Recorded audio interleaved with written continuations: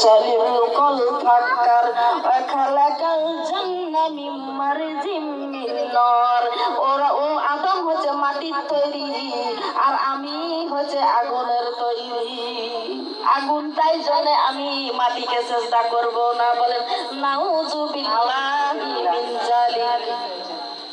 আল্লাহ মাটির আদমকে সৃষ্টি করে সেজদা করতে বলছেন, তো আজাজিল নিজে নিজে বলছে খালাকাল ইনসানা মিন সালসালিন কাল ফাক্কার। ফাক্কার শব্দ হচ্ছে শুকনা মাটিকে ভিজিয়ে আল্লাহ তুমি আদমকে বানাইয়েছো, আর আমাকে তুমি আগুনের সীসা দিয়ে বানাইছো।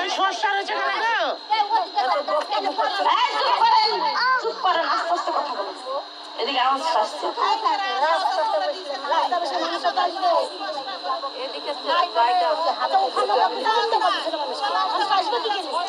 আমার মা বোনেরা রাস্তা ছাড়েন।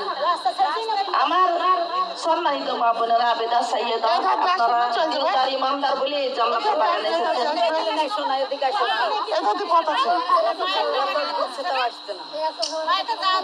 সুবহানাল্লাহ সুবহানাল্লাহ। বক্তব্য শুরু হয়ে গেছে আমার মা বোনেরা। যে যেখানে আছেন চলে আসুন এই জান্নাতের বাগানে, শুনে যান কাল আর জুবাইদা বেগম আসবে না। কিছুদিন পরে আসলেন, কিছুদিন পরে আসলাম আমি জুবাইদা, মনে ভরিয়া করিব বায়ান। তোমরা যদি শোনো রে, তোমরা পড়িও নামাজ করিও পর্দা রে। ওরে কিছুদিন পরে আসলাম আমি জুবাইদা, মনে ভরিয়া করিব বায়ান। তোমরা যদি শোনো রে, তোমরা করিও পর্দা, পড়িও নামাজ রে। সুবহানাল্লাহ বলেন। আলহামদুলিল্লাহ। ও আমার মা বোনেরা, তাইলে আল্লাহ তখন বলছে ও আজাদিল শুনো রে, ওয়া কানা মিনাল কাফিরিন। আপনারা যদি গেলামালা করেন তাহলে আপনাদের লুসকান আছে। ওয়াইজি গালালিল মালাইকাতি নিজাইলু ফিল আরদি খলিফা। আপনাদেরকে খলিফা করে দুনিয়ার জমিনে আল্লাহ পাঠাতে গিয়ে ফেরেশতাদের হুকুম ফেরেশতারা অমান্য করেছিল, মানা করেছিল, আল্লাহ তো শুনেননি। আমাদেরকে সৃষ্টি সেরা করে আমাদেরকে আল্লাহ পাঠাইছেন।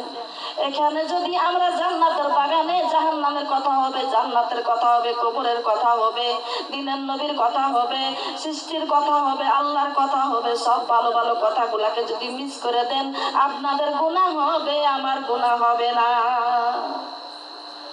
জি, ওয়াইজা কুরিআল কুরআন ফাসতামিউ লাআনসিতু লাআল্লাকুম তুরহামুন। ওয়াইজা কুরিআল কুরআন ফাসতামিউ ওয়ানসিতু লাআল্লাকুম তুরহামুন। আল্লাহ বলছেন এই কেউ যদি কোরআন পড়ে, খবরদার এই কোরআনের কাছে যেন চিৎকার করবি না, খবরদার তাকে বিরক্ত করবি না, ওকে ডিস্টার্ব করবি না। আর কোথাও যদি হাদিস আর কোরআনের ওখানে বয়ান করা হয়, সেখানে যেন খবরদার যেন ডিস্টার্ব করবি না, খবরদার যেন তাকে কোন রকম বিরক্ত করবি না, তাইলে তোদের আমল গুলা শেষ হয়ে যাবে, লুস্কানে পড়ে যাবি তোরা।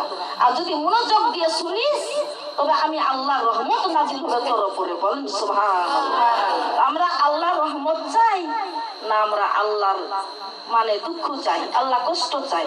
আল্লাহ তো কষ্ট করে কথাটা বলছে, খবরদার তোরা এটা করিস না। আমার কোরআন, ওটা আমার কোরআনের আমার মুখের বাণীগুলা আমার আলেমারা বলে নাকি গো, সেগুলা মনোযোগ দিয়ে শুনো। ওয়াইজা কুরিআল কুরআনা ফাসতামিউ লাহু আনসিতু লাআল্লাকুম তুরহামুন। হামস ভাবে শুনো, খবরদার ডিস্টার্ব করো না, তোমরা উল্টা গুনাহগার হয়ে বাড়ি যাবা আমার মা বোনেরা। তাই যখন আল্লাহ বলছেন ও আজাজিল, তাই নাকি তুমি অহংকার করলা, কি করলা? ওয়াইজকুরনা লিল মালাইকাতি ইসজুদু লিআদম ফাসাজাদু ইল্লা ইবলিস অবাস্তাকবারা ওয়া কানা মিনাল কাফিরিন। ইস্তাকবারা শব্দ হচ্ছে কি অহংকার করবি, তুই ধ্বংস হবি, তোকে আমি জাহান্নামের আগুনে দিব। কাফেরিন শব্দ করে দিল আল্লাহ, তুই কাফের হয়ে গেল। আমার মা বোনেরা, আমি এটা বল জানতে চাই ওই আজাজিল কিন্তু ৮০,০০০ বছর দুনিয়ার জমিনে আর আসমানে সব জায়গায় চেষ্টা করেছিল। ৮০,০০০ বছর আল্লাহকে খুশি করার পর একটা হুকুম অমান্য করেছিল। সে কোনোদিন ডাকাতি করেনি, সে কোনোদিন চুরি করে নাই, সে কোনোদিন জেনা করেনি, সে কোনোদিন গীবত করে নাই, সে কোনোদিন কোন রকম কাহিনী মাথা ফাটিয়া দেয়নি, কাহিনীর ঘরে ডাকাতি করেনি, কাহিনীর মেয়ে ধরে টানেনি। তাহলে সে যদি একটা হুকুম অমান্য করার জন্য তাকে যদি আল্লাহ কাফেরিন শব্দ বলে জাহান্নামে ঠিকানা করে দেয়, তাহলে আমরা কতটা আল্লাহর হুকুম অমান্য করছি খেয়াল করেন। আমরা কোন জায়গাতে যাব? কি বুঝলেন আপনারা? কি বুঝলেন গো? কত হুকুম অমান্য করছি নাকি? না সবই করি আমরা আল্লাহর হুকুম সব মানি? মানি না, মানছি না, মানছি না, না মানছি না, তবে মানতে হবে। ধীরে ধীরে ধীরে ধীরে চেষ্টা করেন। এই শ্রেষ্ঠ নবীর উম্মত হওয়ার কারণে ওই ইবলিস তো আমাদের শ্রেষ্ঠ নবীর উম্মত ছিল না, সেই জন্য ও জাহান্নামে গেল। কিন্তু আমরা জাহান্নামে যাব না ইনশাআল্লাহ, ইনশাআল্লাহ যাব না। সূরা নিসা থেকে আল্লাহ বলে দিয়েছেন যাবা না তোমরা জাহান্নামে। এই আইডিটা আল্লাহ দিয়ে দিয়েছেন আমাদেরকে, বলা যায় না সুবহানাল্লাহ? সুবহানাল্লাহ। সূরা নিসা ১১০ নম্বর আয়াতখানাতে আল্লাহ ঘোষণা করে দিয়েছেন, মনোযোগ দিয়ে শোনেন। মাইয়া আমাল সুআন আন ইয়াজলিম নাফসাহু সুম্মা ইস্তাগফিরিল্লাহ ইয়াজিদিল্লাহ গাফুরুর রহিম। আল্লাহু আকবার, সুবহানাল্লাহ, সুবহানাল্লাহ, সুবহানাল্লাহ। আল্লাহ এখানে বলছে, ও আমার বান্দা বান্দি, মাইয়ামান সুআন আও ইয়াজলিম নাফসাহু সুম্মা ইস্তাগফিরিল্লাহ। কথা কম বলেন। তোমরা যদি মন্দ কাজ করো, তোমরা যদি নিজের নফসের উপর যদি জুলুম করো, দিয়ে তোমরা যদি ক্ষমা চাও, আমাকে ক্ষমাশীল পরম দয়ালু রূপে পাইবা। মনোযোগ আছে তোমাদের সবার? কত সুন্দর আল্লাহ কুরআনটা পড়ে, আয়াতটা পড়ে খুশিতে বাগবাগ হয়ে গেলাম আমি সেদিন, প্রথম দিন যেদিন পড়ি এটা। সূরা নিসা ১০ নম্বর আয়াতখানাতে আল্লাহ কত সুন্দর জেনে দিয়েছে যে আও ইয়াজলিম নাফসাহু, তোমরা যদি নিজের উপর জুলুম করো, নফসের উপর যদি জুলুম করো, তোমরা যদি মন্দ কাজ করো, নফসের উপর যদি জুলুম করো, তবে সুম্মা সেটা হচ্ছে আল্লাহ, সুম্মা ইস্তাগফিরিল্লাহ ইয়াজিদিল্লাহ গাফুরুর রহিম। তোমরা মন্দ কাজ যদি করে ফেলো, তোমরা যদি নিজের উপরে নিজের নফসে তোমরা জুলুম করে ফেলো, ও বান্দা বান্দি শুনো, তবে তোমরা আমাকে যদি ক্ষমা চাও, তোবা করে ক্ষমা চাও, আমাকে ক্ষমাশীল আর পরম দয়ালু রূপে পাইবা। সুবহানাল্লাহ। আমার মা বোনেরা, তাইলে যা মন্দ কাজ আমাদের পিছে হয়ে গিয়েছে, ওগুলার জন্য তোবা করে লাইনে চলে আসুন। আমাদেরকে ৫ ওয়াক্ত নামাজ পড়তে হবে। আসসালাতু মিফতাহুল জান্নাত, ওই জান্নাত হচ্ছে, ওই চাবি হচ্ছে, জান্নাতের চাবির নাম হচ্ছে আসসালাতু মিফতাহু। জান্নাতের চাবি হচ্ছে আসসালাতু মিফতাহুল।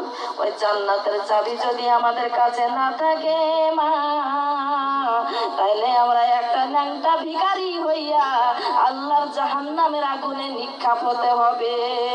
জান্নাতের চাবির নাম হচ্ছে নামাজ।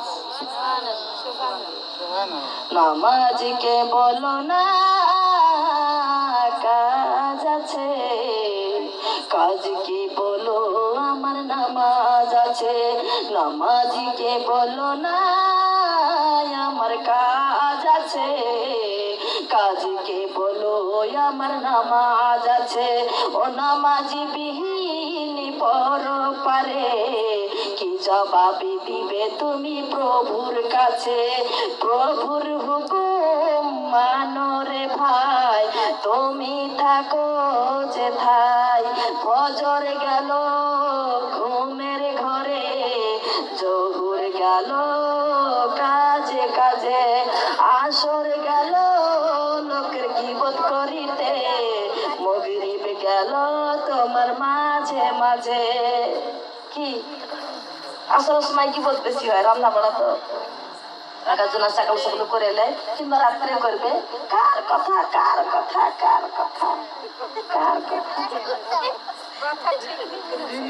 আমার বউ এরকম, আমার শাশুড়ি এরকম, আমার যা এরকম, আমার ইয়া এরকম, আমরা সবাই যাই।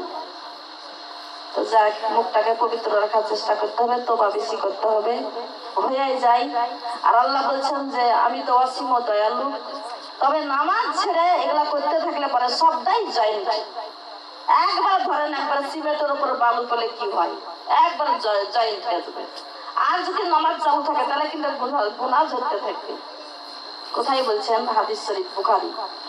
বলছেন আল্লাহর নবী, ওগো আমার সাহাবারা শুনে নাও, শুনে নাও, আমি নবী একটা গাছের পাতা যখন আমি ধরলাম, ঝরঝর করে গাছের পাতাগুলো যখন পড়তে শুরু হয়ে গেল, আমি তখন চিন্তা করলাম গাছের পাতাটা আমি ডালটা শাখাটা ধরলাম, এত দ্রুত ভাবে কেন পাতাগুলা পড়ে?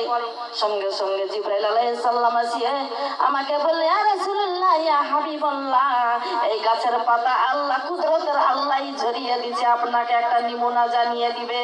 বলে নিমুনাটা কি? বলে আপনার এই দুনিয়ার জমিনে উম্মতিরা যখন নামাজ পড়তে দাঁড়াবে, এই গাছের পাতার মতন গুনাহগুলা ঝরঝর করে পড়তে থাকবে। সুবহানাল্লাহ, সুবহানাল্লাহ। তাহলে এই নামাজ পড়ার দরকার আছে কি না, মা বোনেরা বলেন? আর যদি এই নামাজ না পড়েন তাহলে আপনি একটা মিথ্যা বললেন, ওটাও থেকে গেল, বিপদ করলেন, ওটাও থেকে গেল, যাই করছেন সব আপনার জয়েন্ট হয়ে যাচ্ছে। আপনার পা দিকের বস্তা ভরে গেল। বাদিকে একটা বস্তা আছে, আমার একটা বাংলা ভাষা, বাদিকে একটা আছে আল্লাহ দিয়েছে, বাদিকে একটা গুনাহ রাখার জন্য, আর ডাইন দিকে একটা দিয়েছে নেকি রাখার জন্য। তাহলে আপনি নেকির ঝোলাটা আপনি ভারী করবেন না আপনি গুনার ঝোলাটা ভারী করবেন, ওটা আপনার ব্যাপার, ওটা দুনিয়ার মানুষ কেউ জানবে না।